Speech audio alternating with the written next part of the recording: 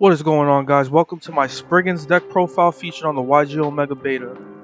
Springans are a new deck being introduced in the latest box Blazing Vortex, and they actually are a sort of partner archetype to Dogmatika along with Tri-Brigade. While there can be some lore relationships between the three, as you'll see them in plenty of the card arts, Springans have more synergy with Dogmatika than Tri-Brigade do, getting a nice use out of cards like Nadir Servant and Dogmatika Punishment. Sadly, Blazing Vortex kinda teased us with this archetype in my opinion, as we are missing some amazing cards to help the deck stand on its own legs. In the meantime, having a decent Dogmatika package can help the Springans enough to get some good results until they get the rest of their support. In all honesty, I can't take credit for this build, as initially I decided to try it after seeing the list win at a locals tournament, but at the same time it is very difficult to try and change this list as everything feels so necessary. The Dogmatika package is standard stuff for the most part, one of each Maximus and Fleurdelis with 2 Ecclesia to summon off of Titaniclad or Nadir Servant Surge. This is pretty much going to be the main focus of the deck if you don't open your field spell and Springan combos, which for me is pretty frequent.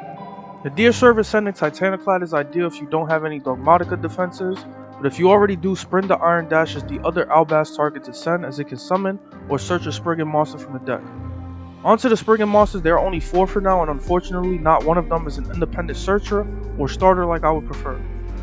The Springans gameplay starts with the field spell, which lets you discard a Springans monster to summon an Ecclesia monster from the deck, which isn't a bad trade-off. Because of this reliance on the field spell, we have Foolish Burial Goods, which can send it to the grave to be recovered by Rockey, which we have at 2 copies. Once we get the Ecclesia monster's Springans ship X-Blower onto the field, we can attach any Springan monsters from the hand, field, or grave to it as Ecclesia materials to help trigger its removal effect, which is amazing. Springans Pedor is the revival monster, which is mainly for Captain Sargas, one of the important monsters in the deck. Sargas, when attached to X-Blower, gives it a healthy attack boost, but if it is on the field alongside X-Blower, it can quick detach an Ecclesia material from X-Blower to pop a card on the field. The other level 8 Springan is Branga, which can banish itself and another Springan monster to search any Springan card from the deck. While this can be intimidating as you want to keep the monsters in play to attach the X-Blower, there is a Springan spell that lets you search the field spell, which as I mentioned before is very important for this deck. If you already have the field spell, Springans Watch can search a monster instead and send one to the grave, so Branga's banish can be worth it at times. While the field spell gets you your Ecclesia monster on the field, it also has another effect of stopping an opponent's monster from attacking if you banish Explorer with its second effect, giving you a decent defensive option on its own. Now I am going over a little on time, but just touching on the extra deck quickly, you want to run standard extra deck monsters that trigger when sent to the grave by your Dogmatika package. Since we aren't going into much of the extra deck, we can spare the space for the Shaddoll Schism package, further giving us some defensive options and that much needed Outs Dragoon. The only real change I made to the deck was adding Almirage over 1 X-Blower, which seemed risky but necessary for the rare scenario that you open Pedor and Ecclesia with a random level 8 Springan or something. If you don't have another Springan monster, holding on to Pedor can be tempting just in case you get the field spell next turn, but it's up to you. While that situation did play out in the replay, I didn't have Almirage in the deck at this time, so I settled for a normal summon Ecclesia and Branga summon.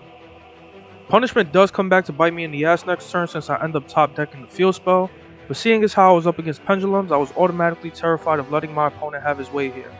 While I don't know the plays that he can make exactly, I know the potential of the plays he can make. The Heavenly Zephyr Miradora is a side deck card I have grown to love recently, and it even works here against Pendulum monsters, so I figured it was decent to side end. Since we somewhat disrupted his grand plan and don't have to deal with potential board wipes thankfully, I felt confident that we would be able to clear some cards with X-Blower next turn. The other amazing thing about Springans is that some opponents aren't prepared for it since it is such a new and rare deck. The reason I say this is because X-Blower's card pop effect is dependent on where your opponent places their cards, so thankfully for us, Endymion and Jack will have a space between them that we can use. The replay doesn't show it, but X-Blower targets a main zone using its effect and can pop a number of cards in the zones adjacent to that zone, depending on how many materials you detach. This is amazing since it bypasses monsters that are immune to targeting, and it can hit spells and traps as well. The attach effect from the Springan monsters is once per turn, so now Pedor comes into play here so I can revive Sargas and leave 1 material attached to X-Blower for a quick pop on my opponent's turn. This combined with the field spell stopping an attack when X-Blower leaves the field is pretty decent, and on our next turn we can pop some more cards again. Like some other Dogmatika variants, this deck can struggle to get an easy lethal opportunity like you see on screen. Even with the surprise Miradora, Captain Sargas and Branga have some pretty weak attack points to go alongside X-Blower, making attack pushes difficult. I do make the mistake here of shotgunning Sargas' effect to stop a potential Pendulum summon, but it would have been better spent just waiting on the monsters to hit the field. Thanks to this, my only other form of disruption is stopping an attack, which can be cool, but against a deck that can summon multiple monsters each turn, there is the possibility that we can be in danger. With 4 monsters hitting the field off of this pendulum summon, the potential monsters that can come out are scary, but luckily my opponent decides to go into something I can deal with safely. With Selene hitting the field, I'm pretty certain access code is coming up next, and this works out perfectly for us since we can protect X-Blower and stop him from attacking, which pretty much leaves him at 1 pop before ending his turn. This could have gone much differently, as if our opponent had led with Nightmare Cerberus or Phoenix, my dumbass probably would have committed to X-Blower's effect and access code would have gotten 2 pops and a direct attack. If he actually had Cerberus, we would have lost without a doubt, but it is rare to see sometimes. That's going to be it for me though, guys. Enjoy the video and make sure to subscribe here on YouTube and on Twitch.